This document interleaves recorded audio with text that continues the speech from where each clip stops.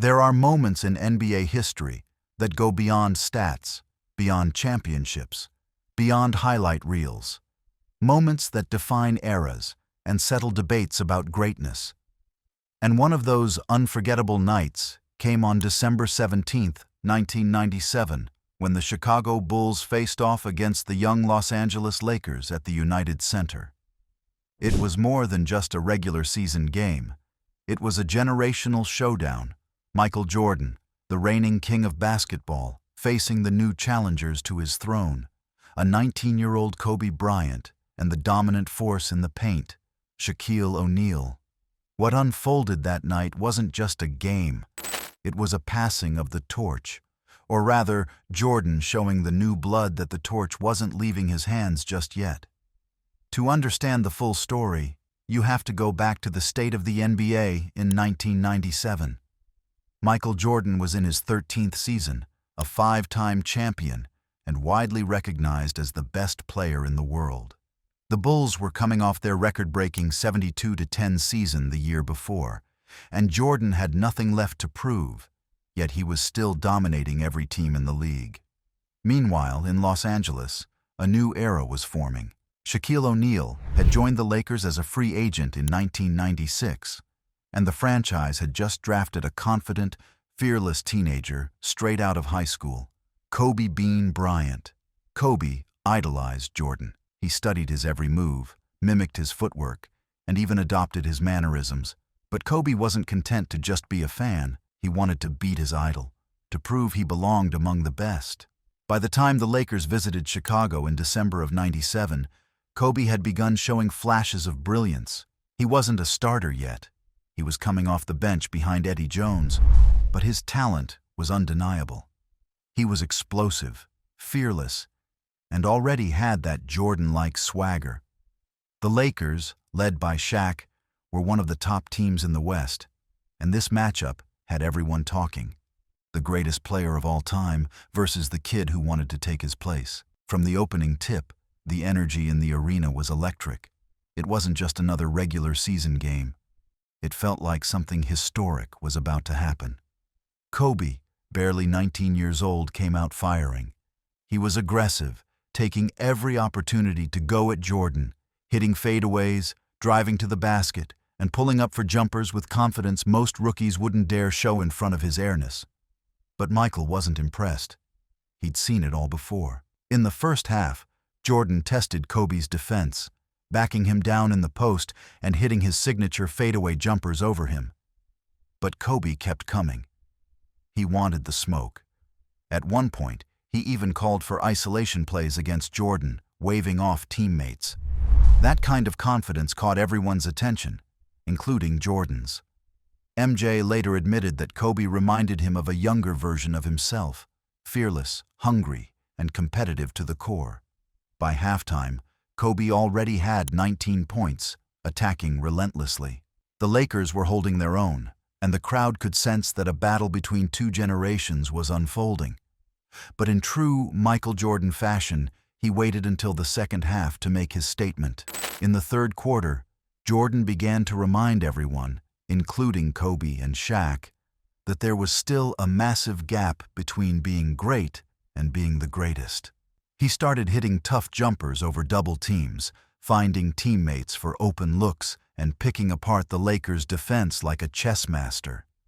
Every time Kobe scored, Jordan responded, not with anger, but with control and mastery. He didn't need to prove anything, but his competitive fire wouldn't let him take a back seat to a teenager. Then, in the fourth quarter, Jordan completely took over. The Lakers kept feeding Kobe, who continued to shine, but Shaquille O'Neal was having a rough night. The Bulls' defense, anchored by Dennis Rodman and Luke Longley, limited Shaq's impact, forcing him into turnovers and tough shots. Jordan, meanwhile, smelled blood. He began scoring at will, using every move in his arsenal, the up and under, the turnaround fadeaway, the mid-range pull-up. It was a masterclass in precision and control. By the end of the night, Jordan had 36 points, 5 rebounds, and 4 assists, leading the Bulls to a 104-83 blowout win. Kobe, in his first true duel with his idol, finished with 33 points in just 29 minutes, the highest on his team. It was an incredible performance for a 19-year-old, but the story wasn't about Kobe's scoring. It was about the lesson Jordan gave him. After the game, reporters swarmed both players. Kobe, visibly excited, praised Jordan, calling him the best player in the world.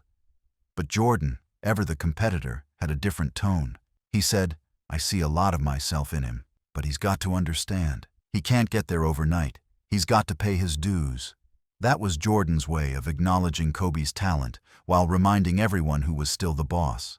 That night wasn't just about highlights. It was a symbolic battle between teacher and student. Kobe had the raw talent, the athleticism, and the confidence. Jordan had the wisdom, the experience, and the killer instinct honed through years of championships. The difference was maturity, and Jordan wanted Kobe to see that firsthand. But the story didn't end there. Kobe never forgot that game. In fact, he became obsessed with figuring Jordan out. Over the next few years, he studied every tape, every move, every footwork pattern. He once said, "I stole every one of his moves, literally every single one." And it showed. As Kobe developed into one of the game's greatest players, his game mirrored Jordan's in almost every way. The fadeaway, the mid-range dominance, the cold-blooded mentality. When the Lakers and Bulls met again in 2002, Jordan was playing for the Washington Wizards. Older, slower, but still deadly. Kobe, now in his prime and a three-time NBA champion, was the one in control. But even then, the respect between them was mutual. In one memorable moment, Jordan whispered to Kobe, "You can wear my shoes, but you'll never fill them." It wasn't trash talk. It was truth spoken from one legend to another. Kobe smiled because deep down, he knew what that meant. It wasn't disrespect. It was a challenge, a passing of the competitive flame. As for Shaquille O'Neal, his role in that 1997 game was equally significant. Shaq, then one of the most dominant forces in basketball, couldn't believe the level of control Jordan had over the game. Even though Jordan wasn't guarding him directly, his presence, his leadership, and his poise dictated the entire pace of the game. Shaq later said, "That game showed me what leadership really looks like. Mike didn't talk trash, he just led and destroyed." And that's what separates Jordan from everyone else. He didn't just outscore you, he outthought you, outworked you, and made sure you knew exactly where you stood. That night against Kobe and Shaq was his way of saying, "The throne isn't vacant yet." The game became one of the most replayed moments in NBA history, not because of a buzzer beater or a record-breaking stat, but because it perfectly captured the essence of competition. It was the old guard meeting the new. Respect mixed with rivalry, admiration mixed with ambition. Kobe later said that after that game, he couldn't sleep.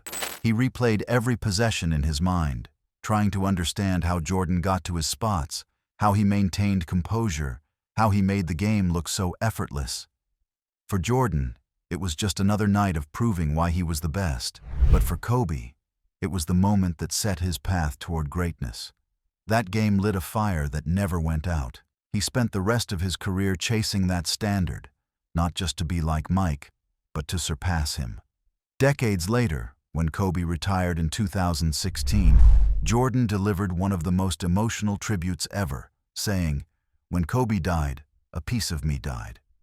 It showed how deep that mutual respect ran, born out of competition, shaped by greatness, and sealed by legacy. Looking back, December 17, 1997, wasn't just another date on the schedule. It was the night the future met the present and got humbled by it. Michael Jordan showed both Kobe Bryant and Shaquille O'Neal that greatness isn't about hype or highlights. It's about control, consistency, and the mentality to dominate every time you step on the court. And though Kobe would go on to become one of the closest players ever to Jordan's level, winning 5 championships, 2 Finals MVPs, and becoming a global icon, he always credited that night as a turning point. It was the moment he learned the difference between talent and mastery. So when fans talk about the day Michael Jordan showed Kobe Bryant and Shaquille O'Neal who is the boss, they're talking about more than just a game. Michael Jordan didn't just play basketball. he defined it. And on that night in 1997, he reminded the next generation that greatness isn't inherited, it's earned. If you enjoyed this breakdown of one of the most iconic matchups in NBA history, make sure to hit that like button, subscribe to the channel, and turn on notifications, because more legendary basketball stories are coming soon.